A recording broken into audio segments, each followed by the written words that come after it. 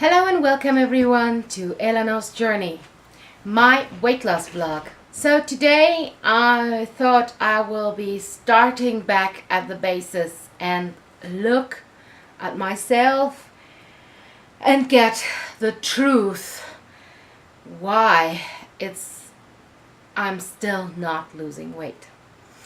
I hope this video won't be a long one because I will really go into detail to fix those things so I can look back at them. Those who followed my last videos already know that I had some struggle to stay on the wagon. I had some struggle to keep going. I was no longer tracking my food. Something must have happened that pushed me back. And I think I was again in some mindset crisis where it just didn't make any sense, and the reality outside of me was so different to what I wanted and I was planning for. There is a lot going on and a lot of positive stuff, but this kind of events in my life also showed me that reality is not about exactly what food I'm eating now. It's such a bigger picture, and for me it seems difficult sometimes to get everything together. And so I give you an example to understand this. If you're around other people and there are things that need to be done, then there are appointments and everything, it's just so easy to say, okay, it's not important. I put myself in the last position. I will first do all the things that seem to be more important, and well, whatever I will be eating is not that important. And I still struggle with this because it's very hard for me to put myself first in these things. Yeah, so, but I want to stay on this journey. I want to lose the weight. I need to lose the weight. There are so many things I want to do. And I think, yeah, it just shows me that I'm not giving myself a priority I would need to do those things I want to do. And I sat down today. I took some time when I'm alone and reflect on all the things and really look at the problem and see why. What are the reasons that I'm not losing weight? Why am I stuck? Why I am eating things I know I shouldn't eat? And of course I can't find the answers just like this, but I discovered a few things. I'm sometimes really a little bit shocked about what I found out, but yeah, we have to admit that this is the reality and not the image of how I want it to be. Yeah, so I did some brainstorming in my binder, which I showed you the last time. And I wrote down a few things. First of all, I made a list of what would be my ideal day. And you know, when I imagine this, usually I feel pretty confident. So when there's not a lot moving on, I can stick to this perfect day and I'm okay. And these are the times that I'm losing weight, or at least I feel good. But it's when it starts to get a little crazy and a little stressful, it's when I lose the track. And I'm working on getting everything together. So on another page I wrote down my true reasons why I'm still not losing weight. Let me show them. These are 5 points I found. I think there are more, but these are the main things. Number 1, I don't know so many things, and this is especially coming to my mind. I know a lot of things already. I learned so much, but to be honest, in my family And I don't want to blame anyone, but this is somehow the thing. It's one very special way how to organize meals, and a very special mindset about everything. And it always went like this. You get a huge amount of food. You have your main dish, and there is no dessert or something. And there you eat as much as you want. So everybody was doing it, and everybody was fine with it. But as I felt a lot of comfort with food, I ate usually more than the others, and I never questioned this thing. I never questioned, okay, how is it done? What is the correct portion size? What is, the correct meal composition? And I think this is a cultural thing. In every culture it's different.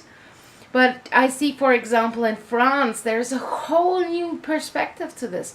There is, every meal is divided into entree, and then the main dish, and then the dessert. And you only get little portions, but you spend more time eating, for example. And I think there is so much to learn. I have so much to figure out. It's not about cooking. It's not about choosing. I always thought all would depend on my freedom to choose the right foods I want and eat what I want. But it's not like this. It's really a bigger picture. And I have to figure out my daily calorie and macro composition, and not only see the numbers, but translate them into meals, into times, into a schedule, into a weekly schedule. So there is still a lot I have to learn and organize. And as I'm a freelancer, and as I'm free to do as I wish, and have a lot of freedom, and I'm so grateful for it, but this also makes me more responsible about my choices. And I really have to get this into my mindset. The second thing is, I don't believe in myself. So I still believe in myself that I can do this. If not, I would not continue trying, I think. But there is still lacking this belief that I can do it, and if I stick to it long enough, and if I trust my decisions, and I trust my knowledge, that I will get where I want to go. And for some reason I don't trust myself. I don't believe really that I can do something. And what made me realize this is that recently I made some positive experiences with things I wasn't sure about, and I got positive feedback instead of what I dreaded. And I felt, okay, I can try, I can dare to do things, and this was really helpful. And with these small experiences, my self-esteem rises slowly. And I just have to admit to myself that at the moment I'm not yet the most self-assured person on this planet. I still have a lot of doubts. I still doubt my decisions. And as long as I do that, they won't develop all the power they could have. And I just need to be aware of that and not think I'm, for example, very self-assured and so on, but in reality I'm rather shy. The third reason is that I don't have a long-term plan for my fitness journey. So I always make some plans and anything, and I know it's about the overall life and so, but I'm not really looking at it. I'm not taking an agenda, for example, and seeing, okay, this is the month that will come. There we have a birthday coming up. There we have some other celebration. There I will go to Germany. There I will do this or that. I'm not organized. I'm not planning out how I want to go about the month, the next 6 months, the next year.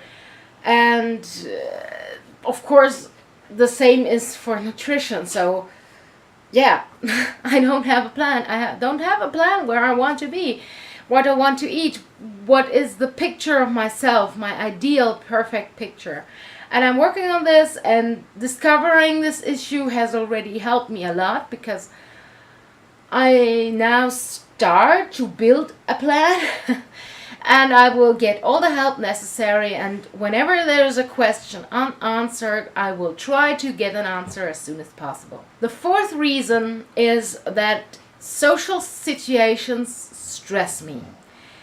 I don't know why, I don't know how they do it exactly. I love being around people, but there are many times I prefer to retreat, and I don't know exactly why. And something that helps me in situations of stress generally, but especially being around people, I feel that social situations make me eat a lot more and make me eat things I wouldn't eat normally. And this is about cakes, this is about chips and crisps, this is about bread and many, many things, and I just submit and eat what I shouldn't and eat more than I should. And I don't know how to manage, because I feel I'm a lot of time I'm more or less lonely. But for the moment, I need to somehow limit the social interactions, or find a new way to look at them and find new activities I can do, because this is not how I want to live. And keeping up this rhythm of several days or several evenings per week being around people and eating stuff I don't want to, yeah, as long as I do this, I can forget the whole thing. It's sad and it's hard, but yeah, as I told you, I'm really looking for the truth, and this is some issue to address. This brings me to my last point. Point number 5, why I'm still not losing weight is, and I have to write this down, this is not a negative point, is because I love food. I really do. I love tasting it. I love buying it. I love preparing it. I love to be surrounded by food, and this is, yeah, I like, since I'm a little child, I like the tastes of nearly everything, and I love to taste new things, and it really entertains me. And so after writing this down, I discovered, yes, but if I love food, there is a lot I can learn about it, and this is not that I will have to restrict something I love or say goodbye to something I love. No, food has the power. If I really accept that I love food and I love tasting food, maybe I will be able to learn so much about it, and learn how to cook in a way that is not only healthy but also very tasty and very beautiful. And I learn maybe all the things you can learn about food. I mean, there is so much that you can do with food. So this gives me some hope that my love for food does not need to end, but maybe this is a hobby that starts today. And if I accept that I give even more priority to food and even more love to food, maybe this will help me to get over this eating because I'm emotional thing. Wow, these were a lot of things, so they gave me the possibility to structure a little bit my mind. And yeah, the first thing I was able to do was to write down a plan, and this would already help me in so many ways, I can tell you. Tomorrow is the last day of this month. There will be weigh-in and measurements. I'm not really looking forward. I know the last weeks have been bad. Please send me your strength, cross the fingers, whatever, to send me energy that I get through the day tomorrow. And I think by next week, when I'm making next week's video, I already will be able to show, yeah, that I'm on the wagon again with a plan, with a solid plan for the month of September, that I have laid out the whole month and do the best I can. So I thank you very much for watching. If you can leave me a like or a comment or a subscription or any other encouragement, I would be so delighted, so I can get over tomorrow and my scale anxiety, which I'm laughing today because this is nothing to worry about. Thank you so much for watching, and